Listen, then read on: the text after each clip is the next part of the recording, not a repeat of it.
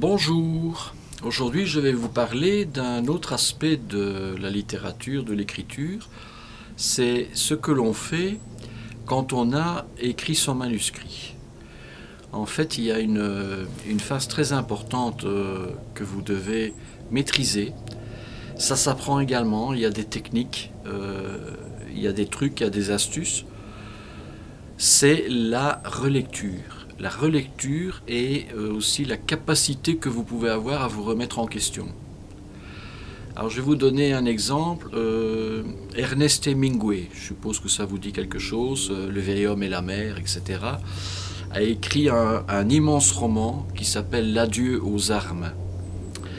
Eh bien, Ernest, qui a eu le prix Nobel de littérature, hein, c'est quand même pas rien, c'est une référence. Ernest Hemingway a écrit L'adieu aux armes au stylo. Ensuite, il a fait taper, dactylographier donc, ces différents feuillets. Il avait plusieurs cahiers. Et il a relu, corrigé, relu, corrigé, relu, corrigé sans arrêt L'adieu aux armes. Et on a édité il y a quelques années d'ici une nouvelle version de L'adieu aux armes à la demande du petit-fils d'Ernest Hemingway. Eh bien, figurez-vous qu'on a retrouvé dans les archives 49 versions, notamment pour la fin du roman L'adieu aux armes. Vous avez bien entendu, 49 versions. C'est-à-dire que l'écrivain, l'immense écrivain qui était Hemingway, a réécrit et réimaginé 49 versions différentes pour la fin de son roman. Alors dans ces versions, il y avait la correction d'un paragraphe, il y avait la correction d'un chapitre complet. Il a aussi parfois modifié la fin du roman ou une partie de la fin du roman.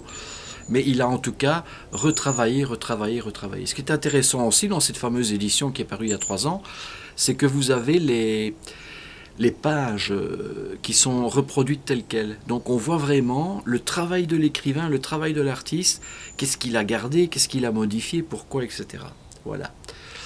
Donc la leçon, s'il y a une leçon à retirer de ceci, c'est surtout un conseil. Quand vous aurez écrit votre manuscrit, c'est pas terminé, vous avez fait le plus gros du travail, d'accord, mais après, mettez-le au frigo, laissez-le reposer, puis relisez-le, retravaillez, etc. Demandez à d'autres personnes de le lire avec vous, de le lire pour vous, de vous donner leurs commentaires.